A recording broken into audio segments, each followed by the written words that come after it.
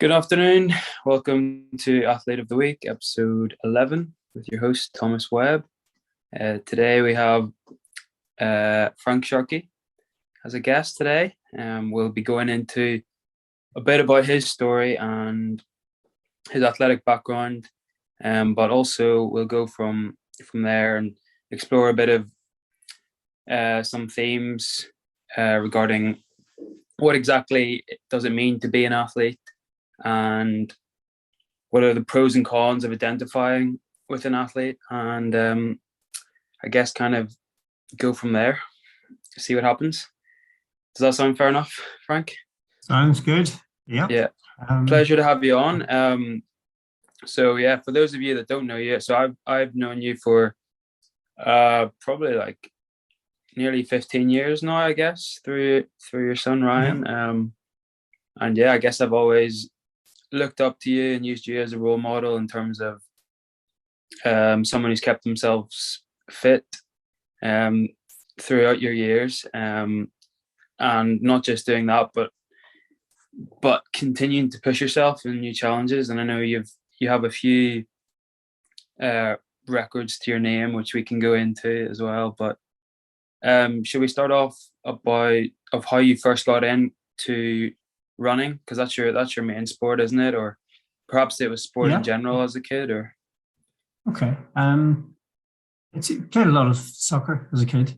Was relatively competent at that, so we would have played it every day, early in the morning till late at night on a small pitch, about 5 or 6 of us. So you're just literally, you go out and it's you've had something to eat, you might get home at lunchtime, and then you're called home late at night. So in mid-teens, I was still playing a lot of football.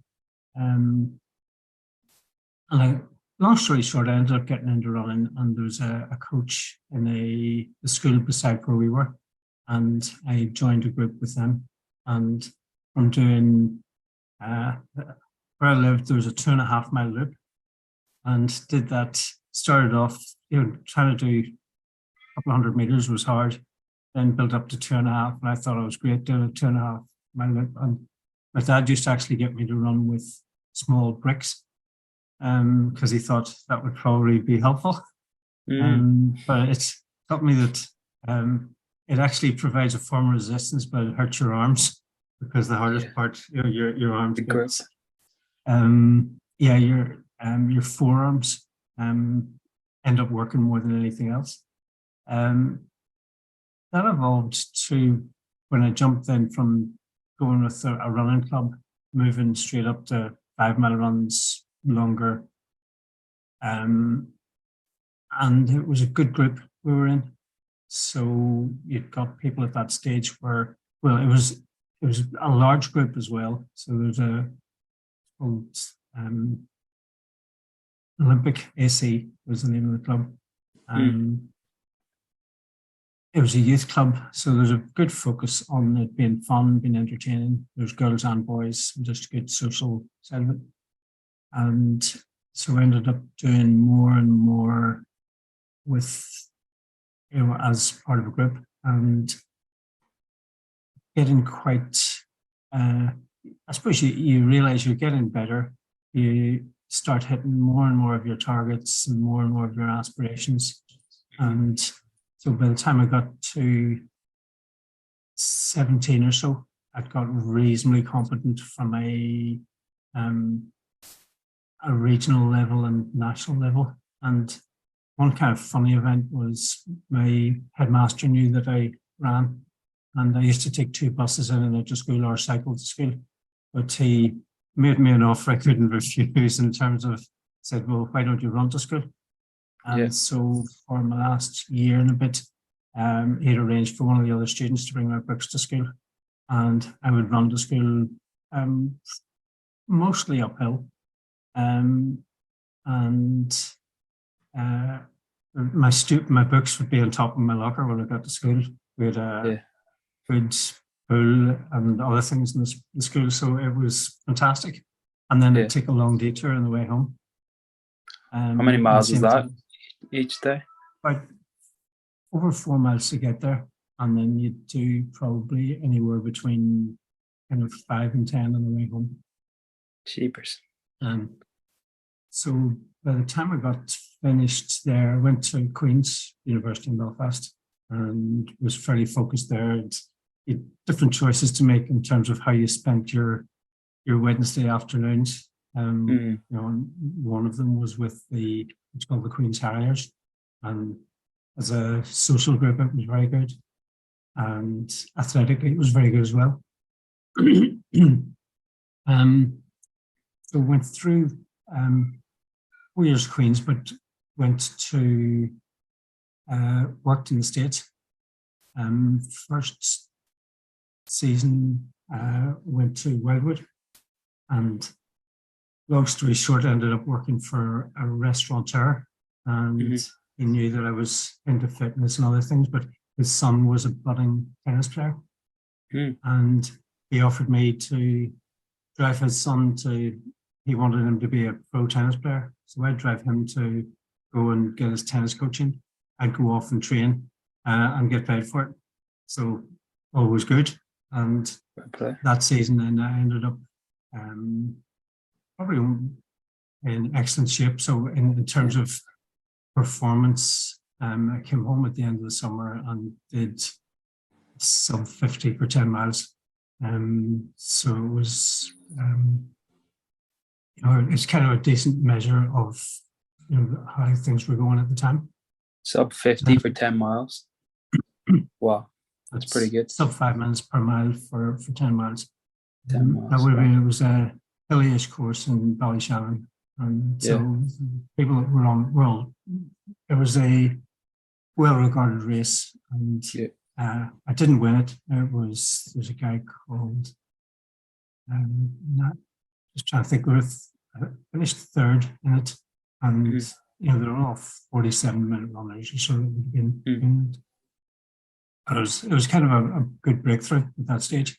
Yeah, definitely. Then went on to I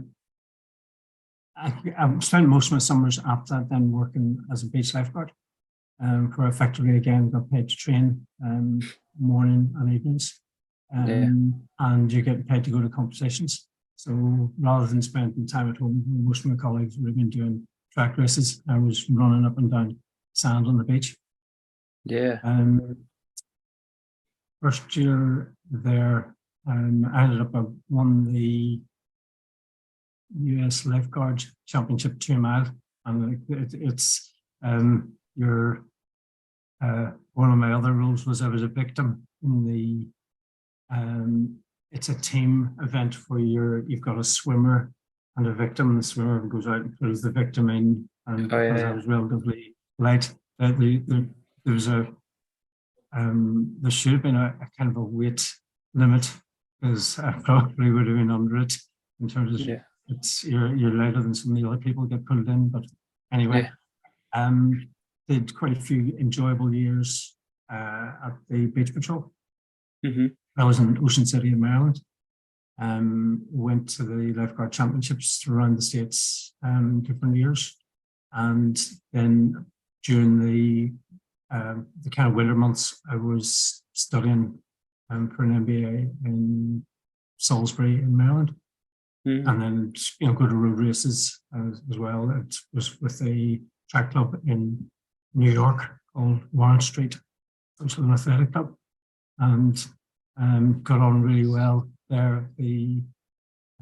Got a lot of good trips out of it, and we got a lot of good races. So So what age were you when you went to America? Sorry, 25 or so? First time would have been about 19.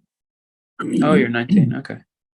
And then probably from 21, 22, 23, 24 would have been out there most of the time. And then, let's see, went 79 to 83 was Queen's, 84 to 87 was in Salisbury.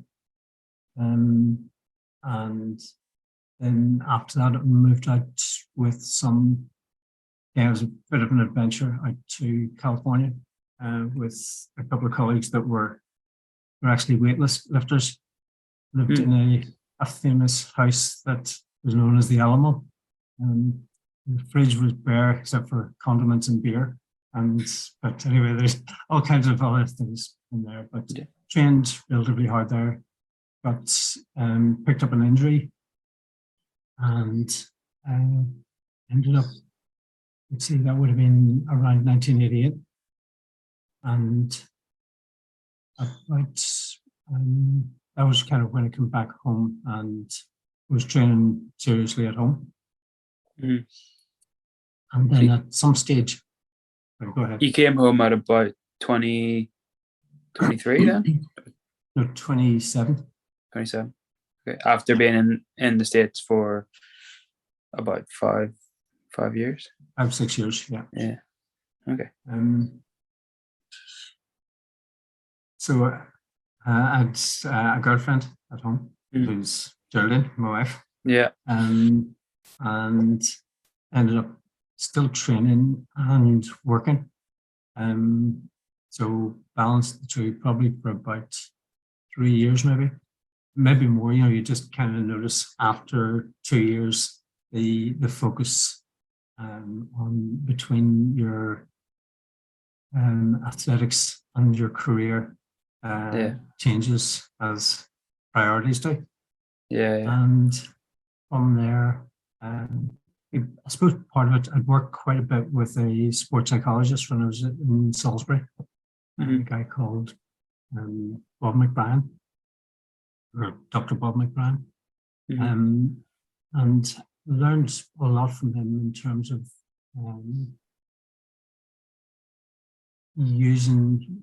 understanding how your mind can be work for you or against you. Yeah. And that was really what got me into sports psychology, and then consequently, I'd say personal development or business and personal success, and then ultimately into philosophy, which is where I feel the other ones are all downstream of the philosophy, where it effectively gives you the principles which everything else in a sense flows from. So since then, really, the athletic aspects, been into triathlons at the tail end of the 80s, competed in the US Triathlon Championships when I was there. Just did it for fun. I swam while I was doing athletics just to minimize, what I felt was minimize injuries. I'd always been cycling from when I was a kid, so it was fairly straightforward. Didn't really take it seriously, but one of my colleagues, a couple of my colleagues were very good. One that I worked with on the beach patrol, who would have been on the same kind of level as the early, the Dave Scotts and Scott Molina, Mark Allen type group. He was top-notch swimmer at college, but also we were his running buddies and taught him what he could, how to improve his running. And then one of my colleagues from home, Yemen, was a very good triathlete as well, and he kind of progressed to national level. But triathletes really then just keep doing that, just more to keep fit, and look after the vehicle that have been given to carry the rest of the stuff around it. Obviously your body and your mind and all that kind of thing. Yeah, very good. And you obviously, right from an early age, you've continued to look after that vehicle, and right to this day. What can I ask about? What was your peak fitness? Did you say it would be that time in America, or maybe when you just came home? Would you say that's when you were in your peak condition, or maybe the time you ran the sub 50 10 miler? Remember, there was one season, in terms of metrics, I'd gone to, there's a race in the States called the Penn Relays, and I they did 5,000 in it, and first mile in it went out in kind of 4:11, 4:12, and you know, it was, you know, I knew that season I was in really good shape. But one of the challenges, when I probably wasn't the easiest person to coach, in that I was probably opinionated and not necessarily had confidence that maybe I worked too hard most of the time and probably overdid it. And so what you tend to find was that there was a cycle of working very hard and getting injured, etc. Yeah. So I know I was in good shape that year, and I was in good shape a lot of the summers because I wasn't overdoing it. So it's something where you just, there's times when you're in really good shape, but there's other times where you're just maintaining that high level.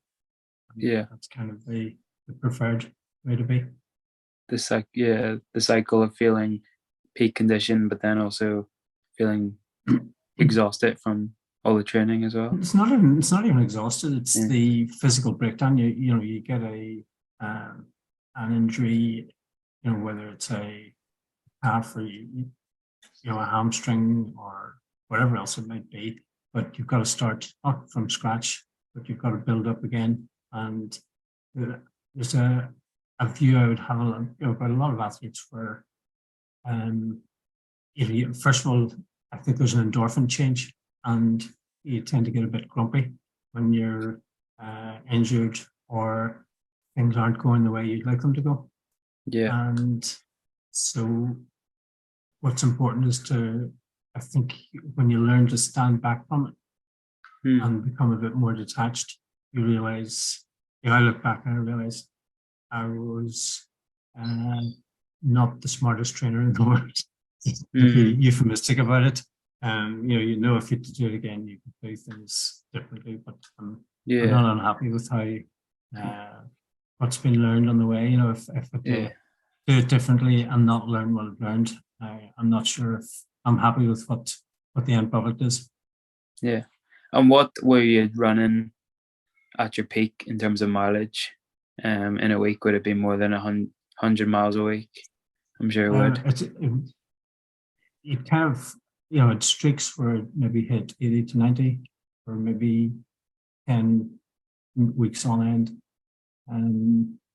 I did toy around with going to much higher mileage, where you're going 110, 120, and at one really stupid week at 138. Wow. And it's the issue there isn't so much the volume, it's that would have included probably 2 or possibly 3 sessions where you could have had probably 25 400s as a session, but you'd have maybe a 4-mile warm up and a 2 or 3 mile warm down. There's similar type things to that. So it's the combination of quality built into that quantity, which was because I know from hindsight now and from looking at people that are doing marathon training, etc., it's feasible to do high mileage without a high level of quality built into it, and be consistent. Yeah. And can I get, so what was your 5K personal best? Did 14:02 as my best, but probably the disappointment in there is that a lot of the guys that would have been as good as or would have felt better than were in the kind of mid 1340s. So, but it is what it is. You do what you get at the time. Of other sand kind of accolades or races during the summer, so I wasn't too worried about the kind of track times because I didn't race as much as it was a case of sometimes the more often you do them, you kind of hit a nerve for a good day, but I was happy enough with what I Yeah. got. So you trained on the sand quite a lot. I know you're too humble to say, but do you have some sort of record on the sand? Is that right? I heard. We've obviously been digging a bit. Uh, Well, one of the years we were racing in Daytona Beach in Florida, so it's not soft sand or even it's pretty much the race cars on it. But I won the national championships there, and it was a down and back course, so it's probably I'd say a slight falling wind. So yeah, it was a total time. It doesn't sound that good. It's 8:58, but it's 4:04 down to turn and then back into finish up with that. 404 was the mile. Was a mile? Was it Mile, yeah. on sand? So yeah, so if you take it back, then 4:54 for the second mile. But so I'm saying making a wind allowance, there would have been a wind, slight wind on the way down. And that time of 404 was. Is it true that's like the world record for fastest mile on sand? To be honest, I don't know about the 404. The total time was deemed to be at the time. There's certainly a record within that the US Life Saving Association had done some kind of homework and checked, and it was in kind of Washington Post and stuff at the time was being a world leading time. But it's on sand. Nobody else does it, so who really cares? Yeah. Rogue. But it was good. You get a bit of a buzz out of it, and that you're not just fit from that, but the thing about the patrol is you have to be fit all over, and you get rigorously tested for the swim events and to be competent as a part of a team that is able to take responsibility for large numbers of people. And so we had about 120 guards looking after, I'm not sure how many, there's about 400,000 people at the beach. So you could have had maybe on that strip, maybe 50,000 or so in any day. Yeah. We'll just talk a bit about then. So from the age of coming back to Belfast, I guess, and until now, you've kept up your running.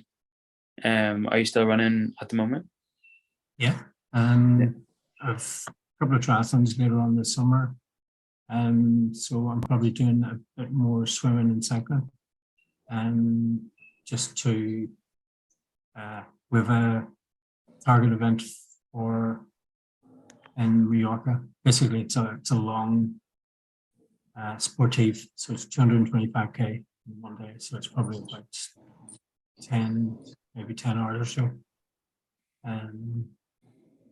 And that's probably the main focus for this season, and just staying consistent. And but it's more, I would say, not for aspirational targets or doing anything. The main thing I kind of look at now is you want to challenge yourself in a constructive way to be the best that you can be today. Not the best, but to look after your body today, but not to use it or you need to be awake to what's going on with it. Yeah. That makes sense. Yeah. So your motivation is to continue looking after your body and pushing it to a healthy level, basically. I'd say I'd probably it's one of those things when you can choose the words. Yeah, that's probably a good way to put it, pushing it to a healthy level rather than and you can only observe that healthy level if you're I'd say more awake than I would have been in the past.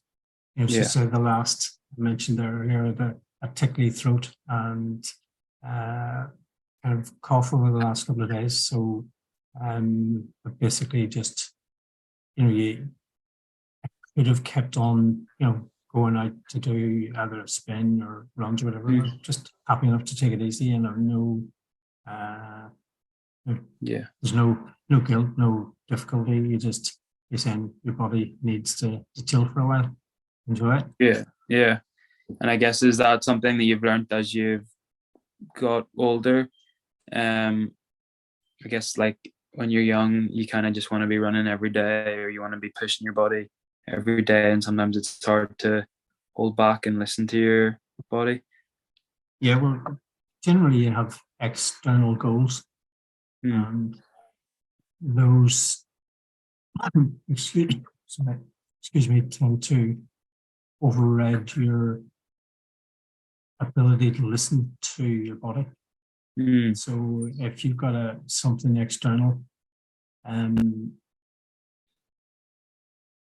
it depends on how big you hold that and how close or how important you deem that to be. Say if you have a target and your target is you want to do, if it's number of sessions per week or number of miles per week or whatever it is, and you think, I need to keep doing that because that's my plan, that's what I want to do. But your body's saying, I think a day easy would be helpful for you. If you don't hear that signal, then you might find 2 weeks later you might have been able to do your session, but your body sent you another signal then. And if you don't listen to enough of them, then they compound and basically scream you to a halt. It's difficult in that respect, isn't it? Because sometimes it's kind of like you've heard the philosophy, like mind over matter, and like discipline, and get it done regardless of how you feel, which I think there is some there's some credit in that. There's guys out there, I don't know, I'm sure you've heard of like David Goggins, whose whole philosophy is, I don't care how I'm feeling, I'm just gonna embrace the suck, embrace the pain, who cares about feelings. And that's kind of it's a easier way to live in some ways, just having that rule, like, doesn't matter how you feel, you're just gonna do it. If you feel good, you're gonna do it. If you feel bad, you're gonna do it. And just are more in control of what happens, I guess, because you know how I feel. But perhaps an even healthier and higher level is to actually get to the stage where you're more in tune with your body, and your body wants to do these things most of the time, but also not all the time. I think that the question I would ask, what e-learning would be, what's the trade-off? So there's one of the guys I would have been, he was a superb athlete, and when I think of him, the phrase that comes to mind is, his greatest strength was also his greatest weakness. So his ability to push himself hard and drive through discomfort and other things was also the thing that undid him in the end. And so I'll say undid physically. So the question really for me is there any other external or any other impact of not listening over time? So one of the questions that came up for me when you'd mentioned about it is, what is an athlete and what is a human, and is how much of the athlete or the human is mental and how much is physical. And mental is, I think it's too broad a description of the I call it the inner aspect of the human. The mental is it's the thinking part of the mind, but that's only part of the overall aspect that needs to be considered. So, I have no doubt that some people will be able to push their bodies very hard. I have no understanding. You really got to take it on a case by case basis how they manage the or what how they're managing and balancing all the other aspects. Yeah. Yeah. I guess, yeah, your question is in terms of, athletes, like, do they have to push themselves hard and can they be a bit extreme at times? But my experience with the athletes or people who achieve high level results and get to high level, they all tend to be quite extreme people.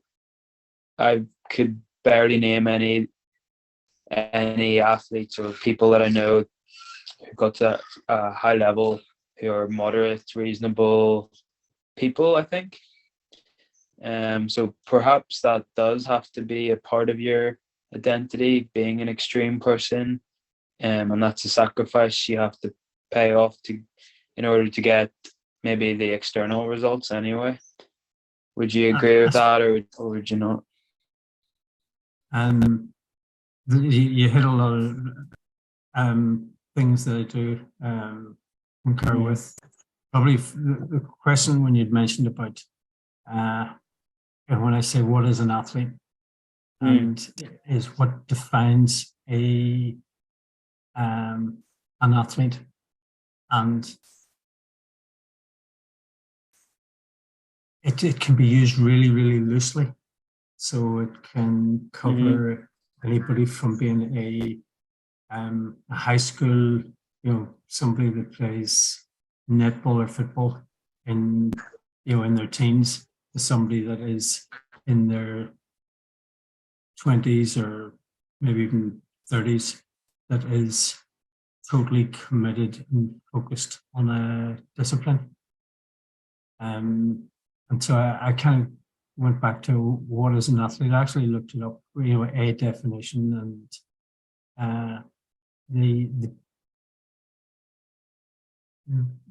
there's probably a spectrum of athletes. Those that are purely focused on achieving certain target results, whether that be within their, if you're a footballer, if you're a swimmer, a runner, a weightlifter, there's specific results. But the question is, what's the trade-off cost on that? And so if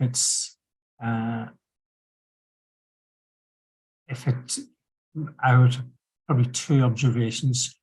Most athletes, by virtue of, if you want to be a top class athlete, then I would make a distinction between an athlete and a top class athlete, is you need to be very selfish and very focused. And generally that means you've got to be selfish, and people appreciate that that's what you're focused on. The question is, when does that should that focus change at some stage? Because if you maintain focused on being selfish and towards me and mine and my results and what I want, you're just an egotist by a different name. And in crude terms. So I think it's worth looking at. Well, I obviously now I kind of just look at what's the whole person like. Yeah, definitely. But it's interesting, isn't it? Because it's egotist, but it's a very sophisticated way of trying to achieve that ego. It's not like, you could also say it's egotistical for an alcoholic to be chasing that pleasure, or someone, or like an obese person who just sits on this sofa watching Netflix all day, consuming sugar and fat and crisps and all that. But for this kind of ego expression, it's like a very long-term planning, and a lot of admirable qualities are shown. The ability to delay gratification, ability to have sacrifices, discipline, all these kinds of things. So of course it is potentially all about themselves and achieving this individual level. But is it not more than just that? Is it not like the pursuit of becoming their best self? And there's value in that pursuit, because when an individual shows all these qualities and builds this person, then they can then inspire others, help society, things like this. So is it all, do you think that there could be a benefit as well as the egotistical aspect of this pursuit? Absolutely. And it boils down to the individual. You've got to take it on a case by case basis. You're going to find some people that are, I'll call it just, it's only about me. And then there are other people that learn, and I'm thinking of Madonna as a singer. It's you morph and change over time, as you learn and as you see new aspects. So if somebody uses what they've learned in terms of discipline, responsibility, and all the characteristics you mentioned, and use it to become more awake, more of more value to society rather than just themselves, then that's a good evolution. If somebody sticks in the rut of being selfish and focused on my goals and my ambitions, I would say they're actually their contribution is getting smaller over time rather than bigger. Yeah, it's a good point. Yeah, at what point did that come to you, for example, like when you were able to back away from your personal ambitions and start to incorporate other holistic aspects of what you wanted out of your life, not just I'm just thinking about when I kind of decided to step down from, you probably know my oldest son, Lee. He was born in 1992. 1994, I think I went to the World Championships for mountain running. And so basically, you run up and down a couple of hills. But from there, I decided I wanted to put what I'd learned into use from a career perspective, and try and turn that into something of value for my family, because I then had kids, and wife and I kind of agreed that would be a kind of a good use of one's focus and effort. And then I'd say probably from there you get you start. I would have been fairly active in doing personal development, and there was a group of us started doing kind of personal development, working with each other at that stage, and you tend to evolve a bit more there, where if you ask me how content and happy was I as a 20-year-old or a 30-year-old, you're challenging yourself all the time, but how awake was I? Not as awake as I think I could have been. And I use that word awake quite specifically in terms of understanding what's going on in your outside life, but your inside aspects as well. So Yeah. probably around about that. So I would have been around about 33, 34. Hmm. When I started when the lights went on, and Yeah. I moved from being a selfish, egotistical, focused entity into something Yeah. that was thinking about family and about more. And then actually, it was an interesting thing. There's a psychology test called Myers-Briggs. So I did it Myers-Briggs when I was in my early 20s and one when I was in my 30s. And the results were night and day in terms of your focus, your drive, your what motivates you, etc. It was a different person. Yeah. Do you? So it sounds like the having kids and having a family was sort of the turning point, the natural awakening time. Do you think that is like a natural point where that mind shift happens and the focus changes? And also, do you regret having your individual focus as a young man?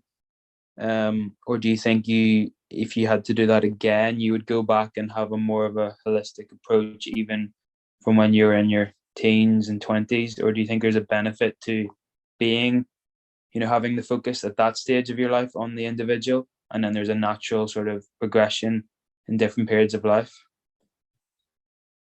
Don't know. Well, I don't know in terms of. I'm content with how it's happened, how it's unfolded for me.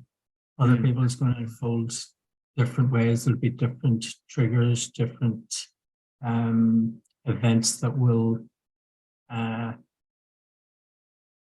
transition them from a personal focus. I kind of look at with particularly when I say an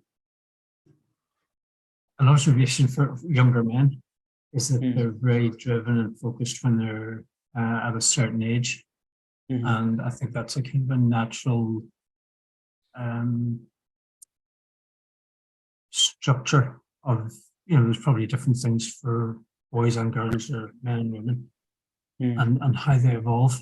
But I think as time goes on, there is a natural movement towards being responsible for more than the self, because there's probably a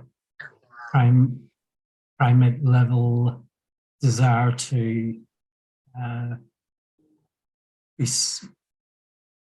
develop the inner fortitude, that I'm not sure how to describe it, but it's something that's a lot stronger when one's younger, and then that does change over time. But it literally, I see some people that are they're more mature at 18 than other people in their mid-30s.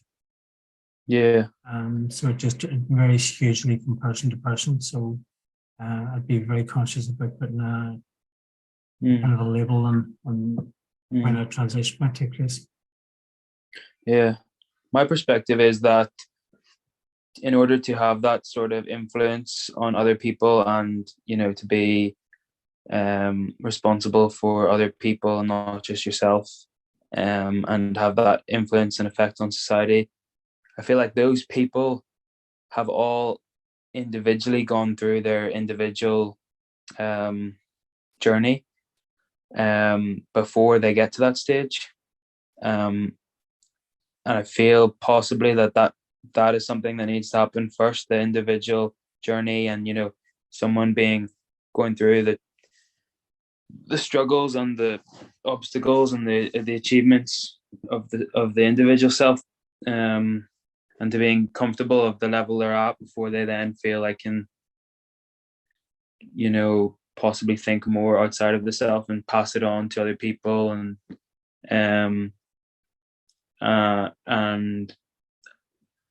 I don't know. It might be. It would be hard for me to think that the people that are seen as leaders and influencing other people haven't gone through their individual journey. Would you? Any thoughts on that?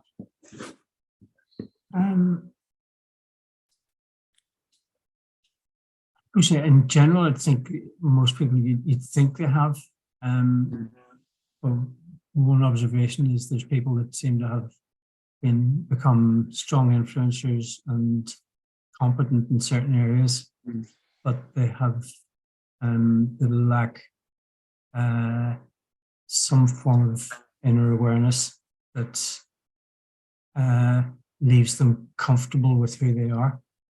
Not all people that are successful are content.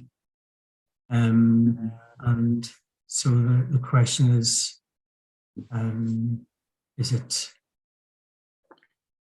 there's kind of a bigger picture to it than just the transition and the, going through a journey. I think one of the things that, over the last number of years got deeper and deeper into kind of the self-inquiry philosophy type things, and you realize there's a lot of undoing or preconceived perceptions that we have that are it's worthwhile understanding what all our motivations have been in the past and why, and you get to see them with a new lens. So I'm not sure if that answers the question. Where I think most people do have to go through a journey, but some people actually, I think there is a real spectrum. Some people have a very small journey to travel to get to a decent place. Other people have a huge journey and might never get there.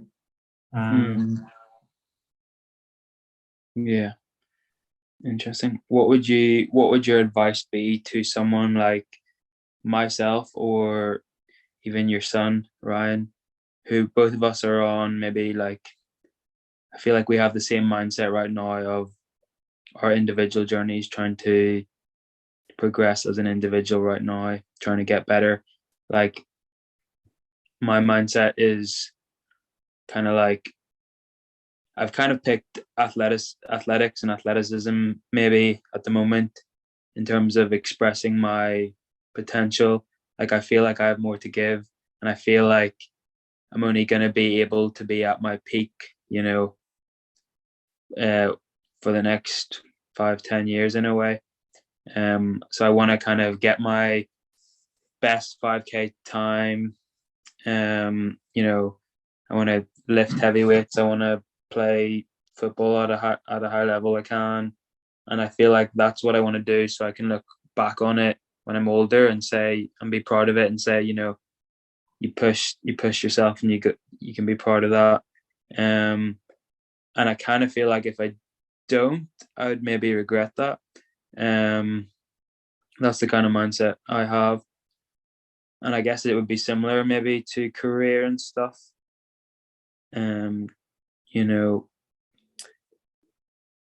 Would you say that is a healthy way to be at in the stage, or would there any advice you would give to managing those maybe expectations and things? Okay. When somebody reaches the pinnacle of their sport,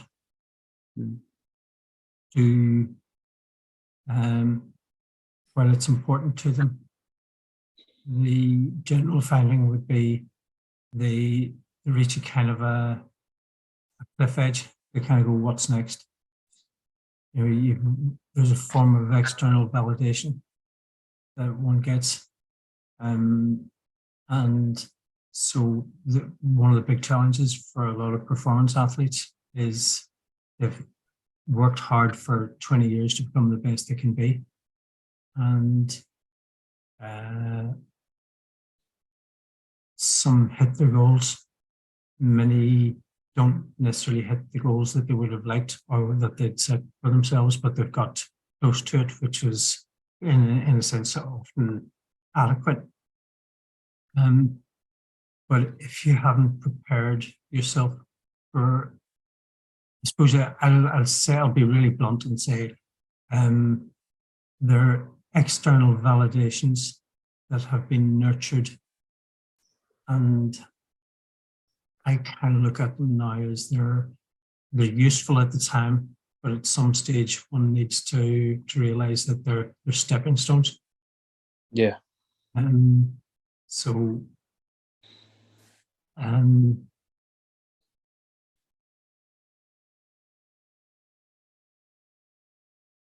worthwhile investing time in appreciating where does what the motivation is. If it's purely from me, it will not lead to satisfaction. If it's for something greater than me, and that could be, there's lots of different ways of doing it, but it could be your family, it could be community, it could be something else. There is more internal reward that comes there.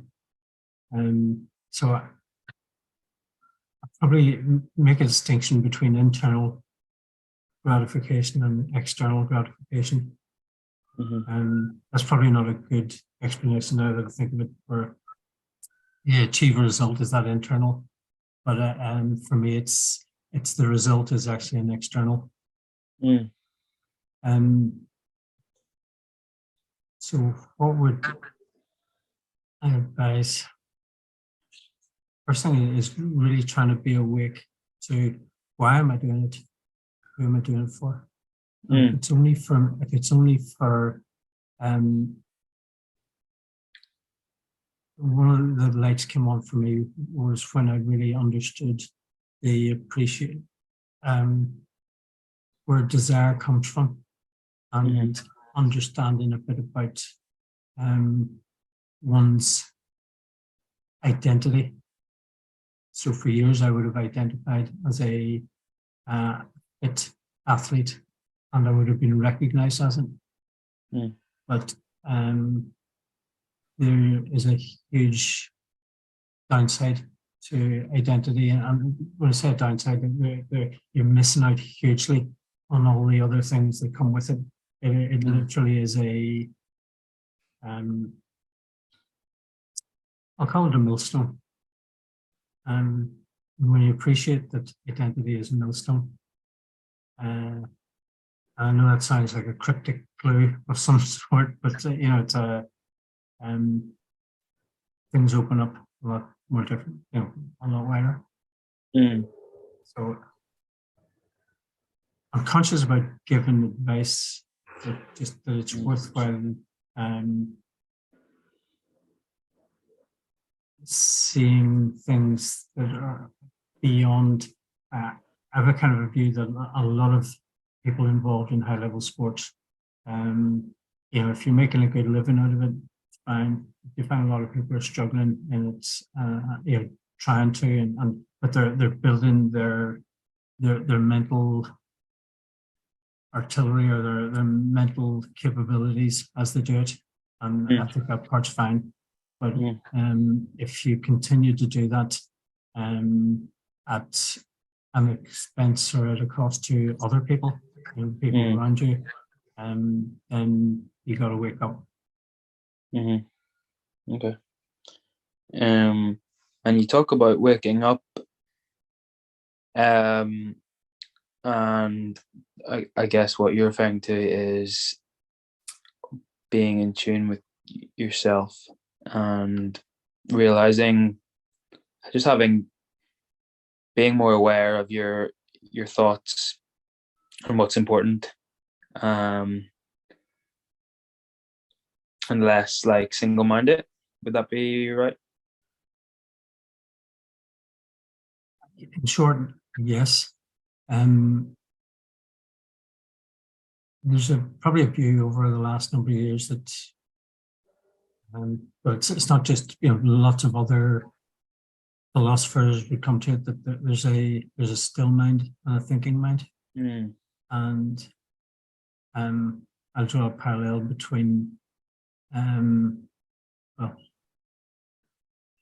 I draw parallels that maybe the thinking mind isn't always good. Yeah. And you need to realize that the best way to solve problems isn't to think about them. It's to come still and to detach from them. And then you can actually observe those things with clarity and then see your options with clarity. But you won't get that by thinking about them. Thinking will actually cloud your view on it. There's we, you know what I meant, probably into pictures and things, but there's one that comes to mind immediately for me. Is basically when you start thinking, you're immediately bringing clouds and all kind of other stuff over the sometimes obvious solution that's there, but by thinking about it, you can't see it. Is there a paradox in being philosophical in describing what you've just described in terms of trying to obtain a clear mind, and it makes sense, and you kind of like learn the theory and you kind of think about the best way to live and you come to the conclusion that it's the still mind, but by doing that you're activating the thinking mode almost by realizing that? There's probably two, when you start to go into it in a bit more detail, there's an attentive mind, which is awake and is using its ability to make reasoned assessments and judgment. But there is a sleeping mind that is constantly cogitating through thoughts, but that is not attentive and crystal clear on what the focus should be and what the objective is. So I understand the question, but it's a key part of that is the level of attention and awareness that's going into what you're trying to resolve. So deliberate and intentional thinking can be beneficial and create the feeling of stillness, perhaps, whereas when you describe the thinking mind, are you perhaps referring to maybe the lazy, distracted mind with unfocused thoughts and unimportant thoughts? Is there a distinction between those two? Yeah, absolutely. So yeah, I would kind of describe it. One is it's a dreaming state, the other is an awake state, and then there's different ways that you can kind of look at how you come to conclusions and things like that. There's one guy I used to listen to quite a lot, Brian Tracy. He would been a kind of a mental coach, thought trainer, back in the 80s, 90s, early 2000s. But one of his, he would have been kind of, some of his thoughts would have moved into the philosophical area as well. And his view was, if you're trying to get a solution to something, if you can articulate it clearly, first of all, then that comes prepackaged with the solution. But your objective then is to let it go and just plant the seed, and your still mind will do the work to answer it. I know it sounds very woolly, but you try it a few times and it is helpful. So in the path to becoming more awake, what does that involve? What would you suggest for people to do? Does it involve journaling or meditation or reading or just experiencing life? I would probably doors opening there. I'd probably just start with pausing. So Yeah. every so often, ideally before and after each activity, just do a pause where you do a kind of a sense check. So the question asked is, am I present?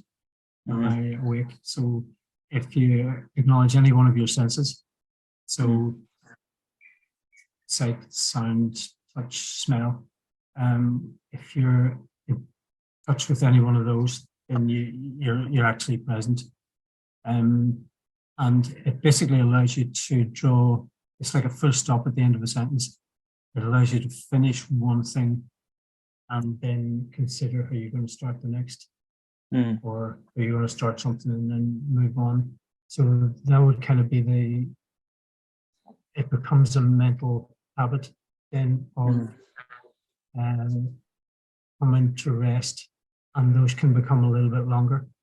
So that can move into an exercise that instead of taking 2 to 5 seconds, you can take 2 minutes and become present. But you're basically, I kind of look at it, you're building mental muscle on becoming present. And the more frequent you do it, whether you're in work and you see, you're moving between one job and another, or one patient and another, or one, between what you're doing, you come with clarity to each new encounter. Even if you're rushed, and sometimes the more pressure you're under, the more important that few seconds is. Yeah. And if that mindset, so if you look at I look at them as mental reps. You start off with instead of a 2 kilo or a 100 kilo rep, you're doing a 2 second rep. And you can do 20 of those a day if you want, but you might move on to 20 of those and 2-minute reps, and move on to 2 5-minute reps during the day. But what that teaches you is the mental capacity to be present more of the time. And being present more of the time, you're awake more of the time, you see things clearer, and you're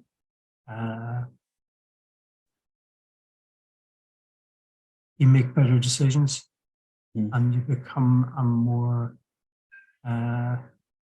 valuable person, not just in your work, or with your colleagues, with your family, with partners, whoever. Yeah. Do you meditate ever? Like take extended periods where you really get deep, or? Yes. Yeah.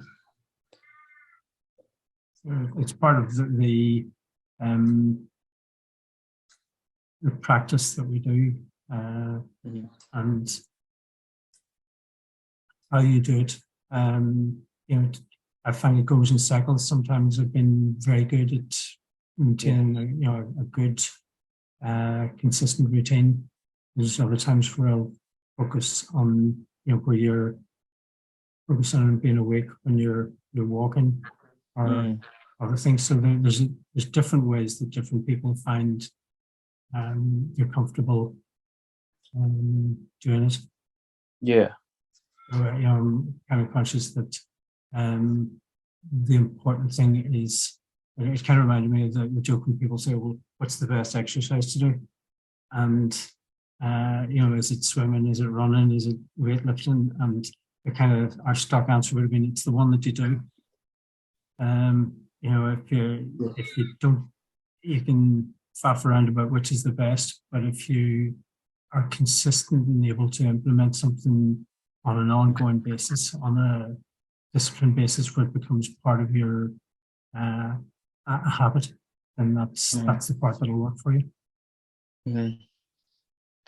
Yeah, I like that. Okay, so feel like your message to people in order to become more awake is to try and cultivate more still moments being present more throughout the day. That's what, all the kind of teaching that I've encountered over a period of time would suggest. So it's it's a bit like where you're trying to learn from the best, and that's the observation that what we're encouraged to do is not just take the recommendation, but test it, see how you get on, and that for me, that I find that has made a huge difference. Great. I think that's a good final message to everyone, to everyone / anyone watching.